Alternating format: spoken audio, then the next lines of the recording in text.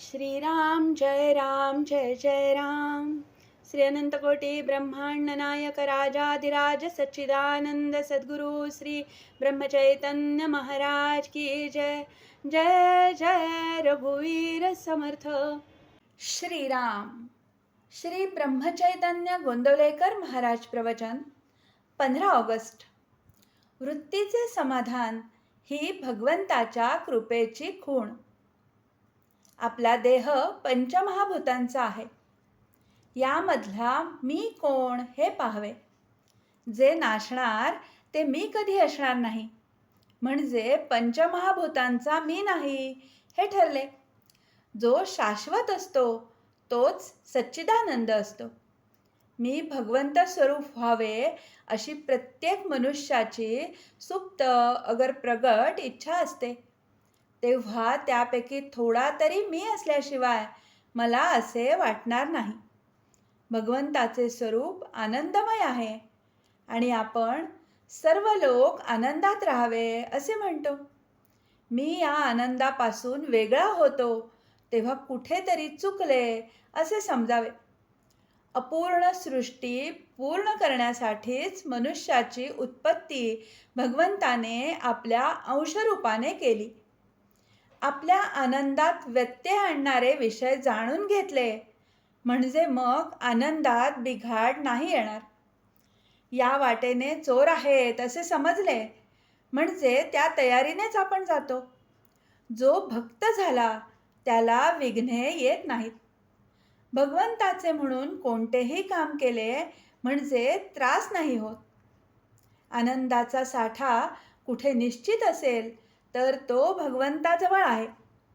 नाटकात राजाचे काम करणारा माणूस जसा मी खरा भिकारीच आहे हे ओळखून काम करतो, त्याप्रमाणे आपण आपले खरे स्वरूप ओळखून प्रपंच करावा. नाशवंत वस्तूवर आपण प्रेम करतो, तसेच लहान सहान गोष्टीत अभिमान धरतो. इथेच तर आमचे चुकते. मी जे नाही ते व्हावे यात सुख आहे असे वाटते. कामधेनूजवळ आपण विषय मागतो आणि मग दुःख झाले म्हणून रडत बसतो. याला काय करावे? जो परमार्थात जाणता तोच खरा जाणता होय. परमार्थ म्हणजे बावळटपणा कसा असेल? अनेक बुद्धिमान विद्वान लोकांना जिथे आपल्या बाजूला वळवायचे असते तिथे बावळटपणाला वावच नाही. विद्वान लोक वेदांत अत्यंत कठीण करून जगाला उगीच फसवतात. मग सामान्य माणसाला असे वाटते की अरे हा वेदांत आपल्यासाठी नाही, परंतु ही चूक आहे. वेदांत हा सर्वांसाठी, सर्व मनुष्यमात्रासाठी आहे. वेदांताशिवाय मनुष्याला जगताच येत नाही. घराच्या छपराखाली ज्याप्रमाणे सर्व लहान लहान खोल्या येतात त्याप्रमाणे वेदांतात इतर सर्व शास्त्रे येतात. शास्त्राचे मार्ग हे वृत्तीला भटकू न देण्यासाठी आहेत. ते वृत्तीला हलू देत नाहीत. त्यात नामाची गाठ पडली की भगवंतापर्यंत साखळी जोडली जाते. आपण व्यवहारासाठी जन्माला आलो नसून भगवंतासाठी आलो आहोत.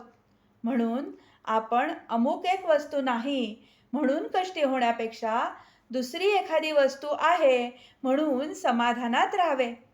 समाधान ही वस्तू फक्त भगवंताजवळ मिळते आणि ती मिळवण्याच्या आड काहीही येऊ शकत नाही. आजचे बोधवचन. वृत्तीचे समाधान असणे ही भगवंताच्या कृपेची खूण आहे आणि त्याकरता भगवंताचे सतत अनुसंधान ठेवणे अत्यंत आवश्यक आहे. जानकी जीवन स्मरण. जय जय राम.